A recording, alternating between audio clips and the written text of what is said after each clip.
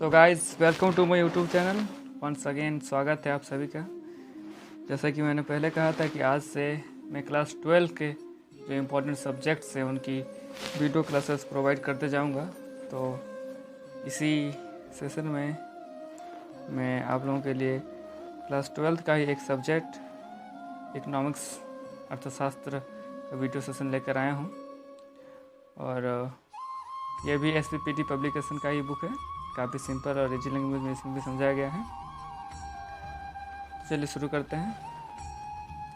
And this is something about me, Ravichandra Kewat, founder of RC classes. देखिए, RC classes एक ऐसा platform है जहां आप लोगों को ऑफलाइन और ऑनलाइन दोनों ही माध्यम से क्लास 12 और क्लास 11 की क्लास ली जा रही है, जिसमें आप लोगों को अकाउंटेंसी, बिजनेस स्टडीज़, ETP और इकोनॉमिक्स जैसे सब्जेक्ट की क्लास ली जा रही है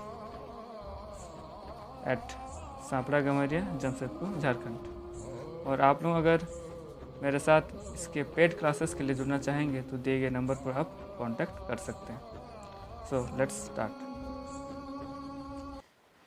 देखिए, ये है जैक बोर्ड का सिलेबस, जिसमें इकोनॉमिक्स को 2 पार्ट में बांटा गया है, पार्ट ए और पार्ट बी। पार्ट ए में हम लोगों को जो पढ़ना है वो है micro economics, and part B में जो पढ़ना है वो है मैक्रो इकोनॉमिक्स। और आज इस वीडियो लेक्चर में हम लोग पार्ट ए का ही माइक्रो इकोनॉमिक्स का एक चैप्टर देखने वाले हैं, जो है इंट्रोडक्शन। व्यष्टि और सूक्ष्म अर्थशास्त्र, व्यष्टि या सूक्ष्म अर्थशास्त्र के बारे में आज हम लोग देखने जा रहे हैं।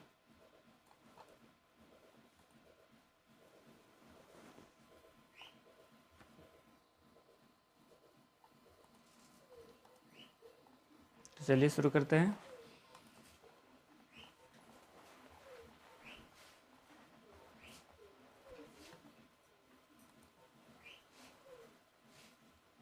देखिए, सबसे पहले व्यष्टि अर्थशास्त्र में हमें आर्थिक क्रिया के बारे में समझना है, इकोनॉमिक एक्टिविटीज़ क्या होती है उसके बारे में, ठीक है। तो देखिए, आर्थिक क्रिया अर्थशास्त्र की अध्ययन सामग्री सब्जेक्ट मैटर का एक महत्वपूर्ण घटक है। असीमित आवश्यकताओं तथा सीमित साधनों से जुड़ी सभी आर्थिक क्रियाएं अर्थशास्त्र की अध्ययन सामग्री के अंतर्गत सम्मिलित की जाती है। यहाँ से देखिए, आधुनिक अर्थशास्त्रियों के अनुसार उस क्रिया को आर्थिक क्रिया कहते हैं जिसका संबंध मानवीय आवश्यकताओं को संतुष्ट करने के लिए सीमित साधनों के उपयोग से होता है। मतलब आर्थिक क्रिया उस क्रिया को कहते हैं जिसका संबंध किससे होता है, मानव की असीमित आवश्यकताओं को संतुष्ट करने के लिए सीमित साधनों के प्रयोग से होता है, उपयोग से होता है। तो मानव की आवश्यकताएं तो अनंत है, लेकिन हमारे पास साधन एक सीमित मात्रा में होती है। उसी सीमित मात्रा में जो साधन हमारे पास है उसी का ही हम लोगों का मैक्सिमम प्रयोग करके हम लोग मैक्सिमम सेटिस्फाई होने की कोशिश करते हैं। और अर्थशास्त्र में भी आर्थिक क्रिया इन्हीं को कहा जाता है। देखिए, सभी आर्थिक क्रियाएं आय सृजित नहीं करती, अर्थात यह आवश्यक नहीं है कि आर्थिक क्रियाएं सदैव आय का सृजन हो। देखिए, पुराने विचारधारा में माना जाता था कि जितने भी आर्थिक क्रियाएं हैं, मतलब आय से, इनकम से रिलेटेड जितने भी वर्क हैं उनको आर्थिक क्रियाओं में शामिल किया जाता था। लेकिन आधुनिक अर्थशास्त्री मानते हैं कि ऐसा ज़रूरी नहीं है कि सभी आर्थिक क्रियाएं आय का सृजन करें। हाँ, सभी आय सृजन करने वाली क्रियाएं आर्थिक क्रियाएं हो सकती है, लेकिन यह जरूरी नहीं है कि सभी आर्थिक क्रियाएं आय का सृजन करें। जैसे कि यहाँ पर दिया गया है कि उपभोग एक आर्थिक क्रिया है, किंतु यह आय का सृजन नहीं करती है। देखिए, आर्थिक क्रिया में कुछ ध्यान देने वाली बातें हैं। आर्थिक क्रिया वह क्रिया है जिसका संबंध आवश्यकताओं की संतुष्टि के लिए सीमित साधनों के उपयोग से है। जी हाँ, सभी आर्थिक क्रिया अनिवार्य रूप से आय का सृजन नहीं करती। जैसा कि मैंने ऊपर में कहा कि सभी आर्थिक क्रियाएं आय का सृजन नहीं करती है, लेकिन आय का सृजन करने वाली सभी क्रियाएं आर्थिक क्रियाएं के अंतर्गत आती हैं, किंतु सभी आर्थिक क्रियाएं आवश्यक रूप से आय का सृजन करने वाली क्रियाएं नहीं होती हैं। देखिए, आर्थिक क्रियाओं को मेनली 4 भागों में बांटा गया है: उत्पादन, प्रोडक्शन, उपभोग, कंजम्पशन, विनिमय, एक्सचेंज एंड इन्वेस्टमेंट, निवेश। इसमें विनिमय या एक्सचेंज को भी 2 भागों में बांटा गया है: वस्तु कीमत निर्धारण और साधन कीमत निर्धारण। इस 2 पॉइंट में हम लोग विनिमय को भी पढ़ने वाले हैं। तो चलिए, आर्थिक क्रिया जिसमें पहला पॉइंट है उत्पादन, प्रोडक्शन, उससे देखते हैं। देखिए उत्पादन क्या है, प्रोडक्शन। उत्पादन वह आर्थिक क्रिया है जिसका संबंध वस्तुओं और सेवाओं की उपयोगिता अथवा मूल्य में वृद्धि करने से है। देखिए अगर हम लोग कोई ऐसी वस्तु है जिसके मूल्य में या फिर उसके उपयोगिता में हम लोग कुछ वृद्धि करते हैं तो हम लोग का उत्पादन कहलाएगा। साधारण भाषा में अगर कहें तो वस्तुओं की उपयोगिता का सृजन और उसके मूल्य में वृद्धि क्या कहलाता है, उत्पादन कहलाता है। आप एक उदाहरण से समझ सकते हैं। अगर आप कोई लकड़ी लेते हैं और उस लकड़ी को उसकी उपयोगिता में वृद्धि करके आप क्या बनाते हैं, कोई फर्नीचर बना देते हैं, तो ये क्या कहलाएगा, उत्पादन कहलाएगा। देखिए यहाँ पर दिया गया है, दर्जी द्वारा कपड़ा काटकर कपड़ा सिलना और बढ़ई द्वारा लकड़ी का लट्ठा चीरकर कुर्सी मेज बनाना आदि उत्पादन की क्रियाओं के उदाहरण है। जैसा कि मैंने पहले ही कहा, उत्पादन अर्थशास्त्र का एक महत्वपूर्ण विभाग है जिसमें इस बात का अध्ययन किया जाता है कि धन का उत्पादन कैसे तथा किन किन साधनों से होता है या किया जाता है। देखिए दूसरा पॉइंट है हम लोगों का उपभोग या कंजम्पशन। उपभोग वह आर्थिक क्रिया है जिसमें व्यक्तिगत तथा सामूहिक आवश्यकताओं की संतुष्टि के लिए वस्तुओं और सेवाओं की उपयोगिता का उपयोग किया जाता है। जी हाँ, अगर कोई वस्तु है तो अगर हम लोग उस वस्तु की जो उपयोगिता है उसका उपयोग करें तो क्या कहलाएगा, उपभोग कहलाएगा। साधारण भाषा में अगर मैं कहूँ तो वस्तुओं में निहित जो मानवीय आवश्यकताओं को संतुष्ट करने की क्षमता होती है, उपयोगिता होती है, उस उपयोगिता का उपयोग करना ही उपभोग है। मतलब वस्तुओं की उपयोगिता को उपयोग करना उपभोग कहलाता है। जैसे भोजन करना, भोजन में ये उपयोगिता रहती है कि वो हमारे भूख को मिटाए और हमें जो हमारे शरीर को जिन चीज़ों की ज़रूरत होती है वो प्रदान करें। तो भोजन करने से हम लोग भोजन की उपयोगिता का उपयोग करते हैं। कपड़ा पहनना, कपड़ा में भी उपयोगिता रहती है कि वो हमारे शरीर को बहुत ढकने का काम करे, या फिर अगर स्वेटर वगैरह पहनते हैं तो आप वो अलग अलग परिस्थिति में अलग अलग प्रकार के काम करते हैं। तो वस्तुओं में जो उसकी उपयोगिता होती है उस उपयोगिता का उपयोग करना क्या कहलाता है, उपभोग कहलाता है। तीसरा है विनिमय या एक्सचेंज। देखिए विनिमय वह क्रिया है जिसमें किसी वस्तु या उत्पादन के साधन का क्रय विक्रय किया जाता है या क्रय विक्रय अधिकांश मुद्रा द्वारा किया जाता है। विनिमय की इस क्रिया को कीमत निर्धारण, प्राइस डिटर्मिनेशन भी कहते हैं। तो विनिमय का मतलब क्या होता है कि वस्तु का एक्सचेंज, क्रय विक्रय, ठीक है। हालांकि सबको पता है विनिमय का अर्थ होता है वस्तुओं का क्रय विक्रय। यह क्रय विक्रय मेनली ज़्यादातर मुद्रा में ही किया जाता है। और एक्सचेंज को क्या कहा जाता है, कीमत निर्धारण या प्राइस डिटर्मिनेशन भी कहा जाता है। देखिए कीमत निर्धारण को भी दो भागों में बांटा गया, जैसा हमने ऊपर देखा, वस्तु कीमत निर्धारण, प्रोडक्ट प्राइसिंग, और साधन कीमत निर्धारण, फैक्टर प्राइसिंग। देखिए वस्तु कीमत निर्धारण क्या है, इसका संबंध बाजार की विभिन्न दशाओं जैसे पूर्ण प्रतियोगिता, एकाधिकार और अपूर्ण प्रतियोगिता में वस्तु कीमत निर्धारण से है। मतलब बाजार की जो विभिन्न दशाएं होती है जिसमें पूर्ण प्रतियोगिता है, एकाधिकार है, अपूर्ण प्रतियोगिता है, इन सभी दशाओं में वस्तु का जो कोई वस्तु है उसकी कीमत का निर्धारण कैसे होता है, ये सब विनिमय के अंदर आती है। साधन कीमत निर्धारण क्या है, फैक्टर प्राइसिंग। इसका संबंध उत्पादन के विभिन्न साधनों की कीमत निर्धारण से है। दूसरे शब्दों में इसका संबंध भूमि की कीमत, श्रम की कीमत, पूंजी की कीमत, उद्यमी के पुरस्कार के निर्धारण से है। देखिए साधन कीमत निर्धारण का अर्थ होता है कि जो हम लोग के उत्पादन के साधन है, उत्पादन के 5 साधन है मेनली, भूमि, श्रम, पूंजी, साहस और संगठन। तो उत्पादन के जो 5 साधन है, भूमि, श्रम, पूंजी, साहस और संगठन, इन 5 साधनों में ही उत्पादन को बांटना क्या कहलाता है, वितरण कहलाता है। जैसे कि सबसे पहला लेते हैं हम लोग भूमि। तो भूमि को क्या मिलता है, लगान मिलता है, रेंट मिलता है।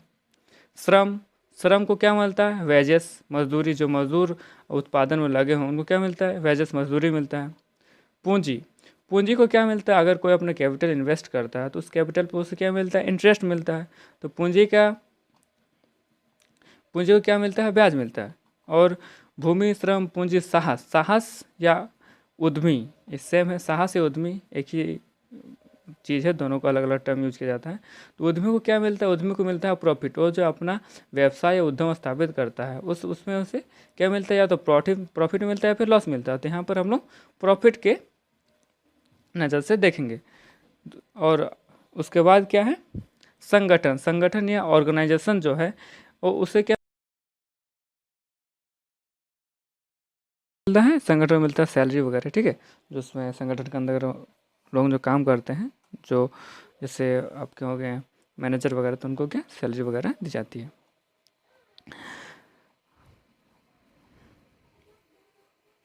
देखिए, तो और पांचवा जो हम लोगों का पॉइंट वो क्या है? निवेश, इन्वेस्टमेंट। देखिए, निवेश वो आर्थिक क्रिया है जिसका संबंध भविष्य में वस्तुओं तथा सेवाओं के उत्पादन के लिए पूंजीगत वस्तुओं के उत्पादन से है। निवेश द्वारा मनुष्य की आवश्यकताओं की अप्रत्यक्ष रूप से संतुष्टि होती है। उदाहरण के लिए कपड़े सिलने की सिलाई मशीन का उत्पादन निवेश कहलाता है।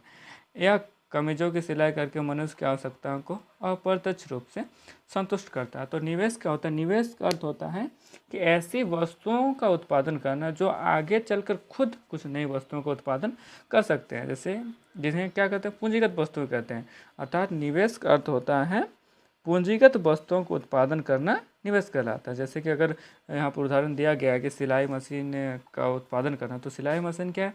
प्रत्यक्ष रूप से हमें संतुष्टि प्रदान नहीं करती, किंतु सिलाई मशीन के द्वारा हम लोग कपड़ा बनाते हैं और यह कपड़ा हम लोग इसका प्रत्यक्ष रूप से यूज करते हैं, उपयोग करते हैं। तो निवेश क्या होता है? निवेश का अर्थ होता है पूंजीगत वस्तुओं को उत्पादन करना। देखिए, अब आर्थिक क्रियाओं का व्यष्टि या समष्टि स्तर इसको देखते हैं। Micro and macro levels of economic activities. देखिए, आर्थिक क्रियाओं का अध्ययन व्यक्तिगत स्तर पर अथवा संपूर्ण अर्थव्यवस्था के स्तर पर किया जा सकता है। आर्थिक क्रियाओं के अध्ययन के संदर्भ में ही नॉर्वे के प्रसिद्ध अर्थशास्त्री रैगनर फ्रिश ने अर्थशास्त्र को दो प्रमुख शाखाओं में बांटा है। देखिए, आप लोगों के लिए एक पॉइंट इंपॉर्टेंट है, कभी कभी एग्जाम में पूछ लिया जाता है कि अर्थशास्त्र को व्यष्टि और समष्टि में किसने बांटा है? तो ये हैं नॉर्वे के प्रसिद्ध अर्थशास्त्री रैगनर फ्रिश। तो इस बात को आप लोग नोट कर सकते हैं कि अर्थशास्त्र को व्यष्टि और समष्टि में बांटने का कार्य किन्होंने किया था? तो रैगनर फ्रिश ने। देखिए, वर्तमान आर्थिक सिद्धांतों के अध्ययन तथा आर्थिक क्रियाओं के विश्लेषण में दो महत्वपूर्ण विधियों, सूक्ष्म आर्थिक विश्लेषण तथा बृहत आर्थिक विश्लेषण का प्रयोग किया जाता है। देखिए, यहाँ से शुरू होता है माइक्रो ग्रीक शब्द माइक्रोज से लिया गया है जिसका अर्थ होता है छोटा, तथा मैक्रो ग्रीक भाषा के शब्द मैक्रोज से लिया गया जिसका अर्थ होता है विशाल। तो यहाँ से यहाँ तक आप एक पॉइंट नोट कर सकते हैं। आप चाहते स्क्रीनशॉट भी इसका ले लें। कभी कभी पूछा जाता है कि माइक्रो क्या है, मैक्रो क्या है, तो उसमें आप इस पॉइंट को इंक्लूड कर सकते हैं कि माइक्रो क्या है, ग्रीक भाषा का शब्द माइक्रो से लिया गया जिसका अर्थ होता है छोटा, और मैक्रो क्या है, ग्रीक भाषा का शब्द मैक्रो से लिया गया जिसका अर्थ होता है विशाल या बड़ा। तो यह पॉइंट आपके लिए नोट करने लायक है। देखिए, व्यष्टि अर्थशास्त्र माइक्रो इकोनॉमिक्स क्या है? व्यष्टि अर्थशास्त्र में केवल एक व्यक्तिगत इकाई की आर्थिक क्रियाओं का अध्ययन किया जाता है। उदाहरण के लिए एक उपभोक्ता के व्यवहार का, एक उत्पादक अथवा एक फर्म द्वारा उत्पादन क्रिया आदि अनेक ऐसे आर्थिक क्रियाएं हैं जो व्यक्तिगत आर्थिक क्रियाओं से संबंधित है, जिसका अध्ययन व्यष्टि अर्थशास्त्र में किया जाता है। देखिए, व्यष्टि अर्थशास्त्र माइक्रो इकोनॉमिक्स या सूक्ष्म अर्थशास्त्र वो अर्थशास्त्र है जिसमें हम लोग व्यक्तिगत आर्थिक इकाइयों का अध्ययन करते हैं, अर्थात इंडिविजुअल का अध्ययन करते हैं। मतलब किसी एक व्यक्ति का या फिर किसी एक उपभोक्ता का, किसी एक उत्पादक या किसी एक फर्म का अगर हम लोग अध्ययन करते हैं तो क्या किस में आता है? व्यष्टि अर्थशास्त्र के अंतर्गत आता है। जैसे यहाँ पर देखिए दिया गया है, व्यक्तिगत गृहस्थ किसी एक परिवार का अगर आर्थिक क्रियाओं का अध्ययन करते हैं, किसी एक फर्म का अध्ययन करते हैं, किसी एक विशेष उद्योग के आर्थिक क्रियाओं का अध्ययन करते हैं, या फिर एक व्यक्ति का आर्थिक क्रियाओं का अध्ययन करते हैं, तो यह सब क्या कहते हैं? व्यष्टि अर्थशास्त्र के अंतर्गत आता है। देखिए, समष्टि अर्थशास्त्र क्या है? Macro economics. समष्टि अर्थशास्त्र संपूर्ण अर्थव्यवस्था के स्तर पर आर्थिक क्रियाओं का अध्ययन करते हैं। उदाहरण के लिए समष्टि अर्थशास्त्र में राष्ट्रीय आय, राष्ट्रीय बचत, राष्ट्रीय विनियोग, कुल रोजगार, कुल उत्पादन, सामान्य कीमत स्तर आदि का अध्ययन किया जाता है। देखिए, जिस प्रकार हम लोग व्यष्टि अर्थशास्त्र में व्यक्तिगत इकाइयों का अध्ययन करते हैं, उसी प्रकार हम लोग क्या है? समष्टि अर्थशास्त्र में क्या है? संपूर्ण अर्थव्यवस्था, किसी देश की संपूर्ण अर्थव्यवस्था के स्तर पर आर्थिक क्रियाओं का अध्ययन किया जाता है। अगर उदाहरण देखें तो क्या है? राष्ट्रीय आय, देखिए राष्ट्रीय आय किसी एक व्यक्ति की तो होती नहीं, पूरा संपूर्ण एक राष्ट्र, एक देश की बात करते हैं राष्ट्रीय आय में।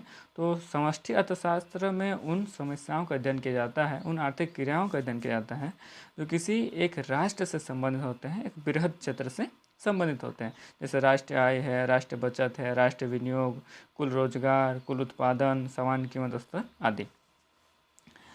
देखिए समष्टि अर्थशास्त्र ये अध्ययन किया जाता है कि अर्थव्यवस्था किस प्रकार अपने आय एवं रोजगार का स्तर को बढ़ाकर सामाजिक कल्याण को अधिकतम अर्थात मैक्सिमाइजेशन ऑफ सोशल वेलफेयर करती है। तो एक काम कीजिए, आप इसे एक स्क्रीनशॉट ले लीजिए, ये भी पॉइंट इम्पोर्टेंट है।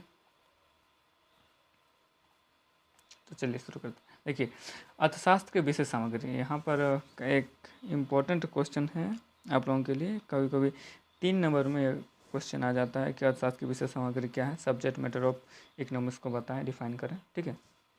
तो चलिए पढ़ते हैं। देखिए विभिन्न अर्थशास्त्रियों ने अर्थशास्त्र के अभिप्राय को एवं अर्थशास्त्र की विषय सामग्री को भिन्न भिन्न रूप में प्रस्तुत किया है।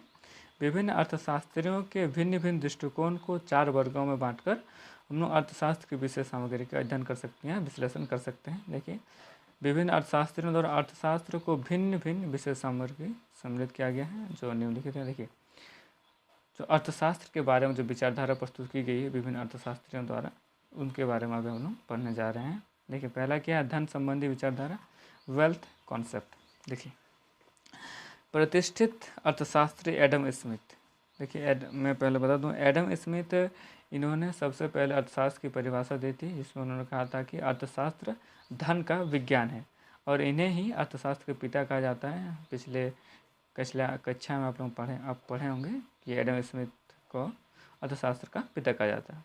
देखिए प्रतिष्ठित अर्थशास्त्री एडम स्मिथ, जेबी से, वॉकर, सीनियर आदि ने धन, इसके अर्जन, वितरण एवं प्रयोग को अर्थशास्त्र की विषय सामग्री में सम्मिलित किया है।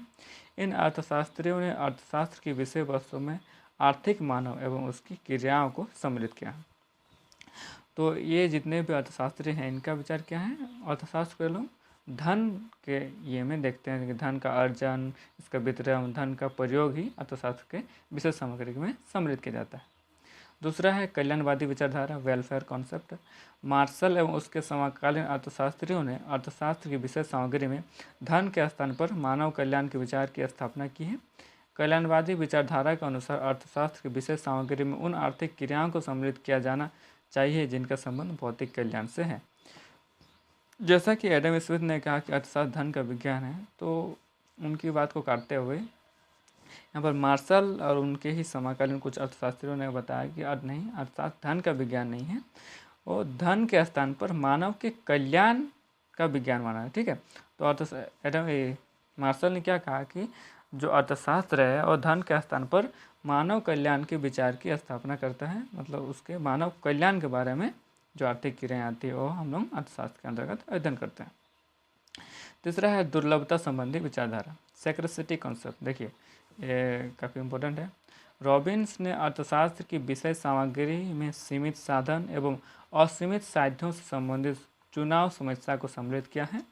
रॉबिन्स के विचार में अर्थशास्त्र की विषय सामग्री में मानव व्यवहार की उन क्रियाओं को सम्मिलित किया जाता है जिनमें मानव अपने सीमित साधनों तथा असीमित आवश्यकताओं को पूरा करने का प्रयास करता है। जैसा कि मैंने पहले कहा कि मानव की आवश्यकताएं असीमित है तथा साधन सीमित है, और उसी सीमित साधन में हम लोगों को अपनी आवश्यकताओं की पूर्ति करनी पड़ती है और मैक्सिमम सेटिस्फाई प्राप्त करने की कोशिश करनी पड़ती है। तो रॉबिन्स जो एक अर्थशास्त्री हैं, उन्होंने कहा कि अर्थशास्त्र में हम लोग उन समस्याओं का अध्ययन करते हैं जो असीमित आवश्यकताओं की पूर्ति के लिए सीमित साधनों के प्रयोग से उत्पन्न होती है। उनको सीमित साधनों का प्रयोग करके हम उनको असीमित आवश्यकताओं की पूर्ति या फिर उनको कुछ हद तक संतुष्टि करने का प्रयास करते हैं। ऐसी समस्याओं का अध्ययन किसमें किया जाता है, अर्थशास्त्र में किया जाता है। देखिए चौथा है विकास केंद्रित विचारधारा, ग्रोथ कॉन्सेप्ट। आधुनिक अर्थशास्त्रियों ने विकास केंद्रित क्रियाओं को अर्थशास्त्र की विशेष सामग्री में सम्मिलित किया है। सैमुअल्सन के अनुसार अर्थशास्त्र की विशेष सामग्री में सीमित साधनों के वितरण एवं आर्थिक विकास दोनों पहलुओं को सम्मिलित किया। तो इन्होंने क्या इन दोनों की परिभाषाओं को मिक्स कर दिया, सीमित साधनों के वितरण भी और आर्थिक विकास भी।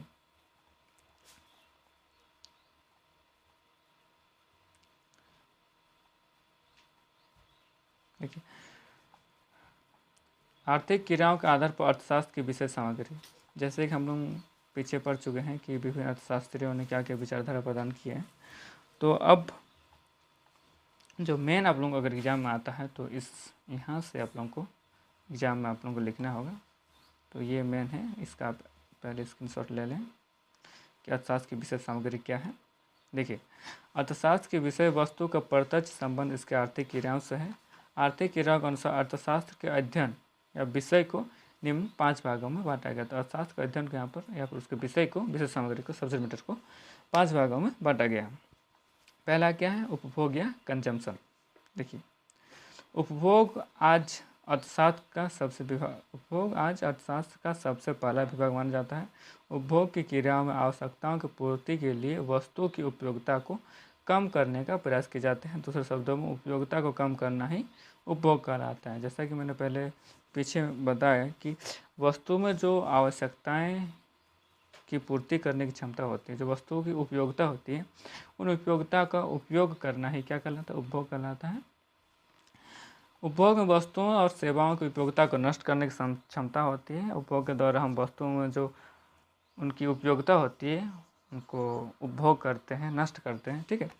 उपभोग के अंतर्गत आवश्यकताओं, उनके लक्षण, वर्गीकरण तथा संतुष्टि करने की विधि का अध्ययन किया जाता है। दूसरा है उत्पादन, प्रोडक्शन। अर्थशास्त्र में उपभोग के बाद दूसरा स्थान उत्पादन का है। मानवीय आवश्यकताओं की पूर्ति के लिए उपयोगिता का सृजन को उत्पादन कहा गया। जी हाँ, मानवीय आवश्यकताओं की पूर्ति के लिए उपयोगिता का सृजन ही उत्पादन कहा जाता है। जैसा मैंने पिछले बताया आप लोगों को कि वस्तुओं की उपयोगिता का सृजन करना या उसके मूल्य में वृद्धि करना क्या कहलाता है? उत्पादन कहलाता है। सिंपल है। उपयोगिता के सृजन में मानवीय आवश्यकता होनी चाहिए, मानवीय प्रयास होना चाहिए। देखिए, अगर हम किसी चीज़ की उपयोगिता का सृजन करते हैं, इसमें मानव प्रयास होना चाहिए, तभी यह क्या है? उत्पादन कहलाएगा। उत्पादन के इस विभाग में हम उत्पत्ति के साधन, उसके लक्षण, कार्यक्षमता, उत्पत्ति के नियम, उत्पत्ति की अन्य समस्याओं आदि का अध्ययन करते हैं। तीसरा है विनिमय या एक्सचेंज। विनिमय का अर्थ वस्तुओं की अदला बदली है। यह आवश्यकता, देखिए, यह आवश्यक है कि अदला बदली क्या? स्वतंत्रतापूर्वक और स्वेच्छा से होनी चाहिए।